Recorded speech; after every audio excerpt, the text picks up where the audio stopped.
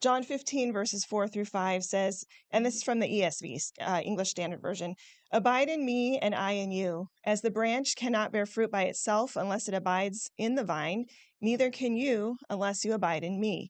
I am the vine, you are the branches. Whoever abides in me and I in him, he is that bears much fruit. For apart from me, you can do nothing. He it is that bears much fruit." See, I'm not the A only little one today. awkward language in there. Yes. I tried to choose a simpler one. Well, let's pull out some observations here that are important for our discussion today. The first one being, like I said just a minute ago, the context here, Jesus is preparing his disciples for a season of chaos. It's going to be something that's going to test their faith. There's going to be failures along the way. There's going to be successes, but they're obviously not expecting it. And these are the words that the God of the universe chose to speak to them to prepare them. So they're obviously relevant for us as we're living in the midst of our version of chaos today, whether it be anxiety, abandonment, fear of the future, fear of the election, fear of the economy, what it's going to do to us. This is what Jesus had to say to us. Yeah, his solution to fear and chaos was to abide, to remain. Mm-hmm. Yeah. So I tend to like the Hebrew and the Greek word definitions of things. Mm-hmm. So I looked up abide, and in Greek, it means to dwell, remain, be present, be held, or kept. That's so beautiful because we might think abide is the modern definition, which is to tolerate, to comply with, agree, or accept.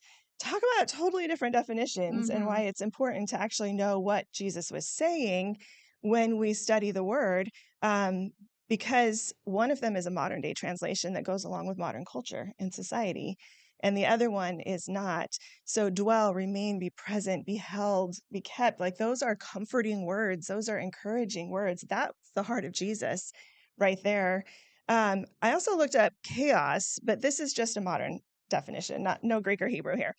But it surprised me, and it means complete disorder and confusion. So it's not just war, but confusion in our minds is what a lot of people deal with. And that also is chaos. But there's 5 things that are never in the will of God. And so the 5 things are fear, confusion, doubt, condemnation, and discouragement. And so I thought that's so interesting that the definition of chaos is in the 5 things that are never in God's will for our life. Confusion. Well, and what does chaos create? It creates fear. Yeah. And doubt and yeah, all of those things are so intertwined. And then you go in the next layer, anxiety, worry, the next layer of those, but none of those are in the will or the heart of God for his children. His is to abide, and that's where to be dwelling, remaining in him, present in him, knowing his word. And I tend to think of that like soaking in a hot tub. You're achy after a long day or doing some work and getting into a hot tub with those bubbles, and it relaxes your muscles and you just soak in it.